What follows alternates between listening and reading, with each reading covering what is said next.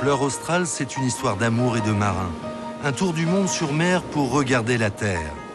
4 ans sur la mer, Philippe Poupon, navigateur solitaire, connaît. Mais pour Géraldine Danon, sa femme et leurs 4 enfants, c'est une nouvelle histoire à partager en famille. En 2009, Fleur Australe vogue de La Rochelle à l'Alaska, en passant par le Cap-Vert et New York.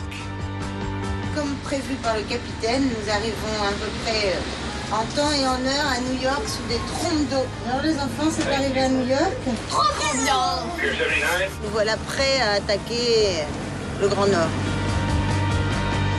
Une première étape d'un périple de 3 ans, avec l'incroyable traversée du passage du Nord-Ouest. Une étape ultime, difficile, dangereuse, rarement réussie. Seuls 5 Français l'ont fait en un siècle, à travers les glaces et les icebergs, à défier le temps, avant que ne se referme la banquise, de peur de s'y trouver bloqué pour de longs mois. Passage du Nord-Ouest, si on considère qu'on l'a démarré au Groenland vers le 20 juillet, aura duré 1 mois et demi. Juin 2010, Géraldine Danon et les enfants reprennent l'avion après 3 mois d'escale à Paris. Philippe Poupon les attend en Alaska sur leur bateau pour reprendre la suite du voyage. Le premier voyage était un voyage très axé sur nous, sur le passage du Nord-Ouest, sur la découverte de la vie en mer, le huis clos familial, la navigation dans les glaces. J'espère que celui-ci sera tourné vers la rencontre, vers les autres, vers des belles rencontres. Personnellement, je crois que je ne l'aurais pas fait avec les enfants.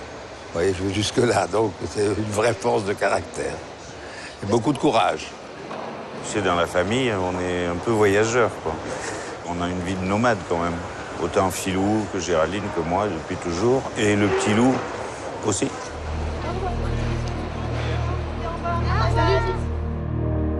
Les côtes américaines, les Marquises, Tahiti, voilà l'aventure de 2010.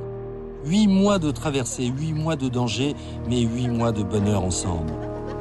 On va retrouver Betty et papa et le bateau, c'est trop bien. C'est trop bien. On est super contents. Ah, ma grande. Oh, mes poupées. Oh, ça y est, ils ont retrouvé leur place. Vite fait, les deux, là. Où, là? Alors, nous allons vers Glacier Bay.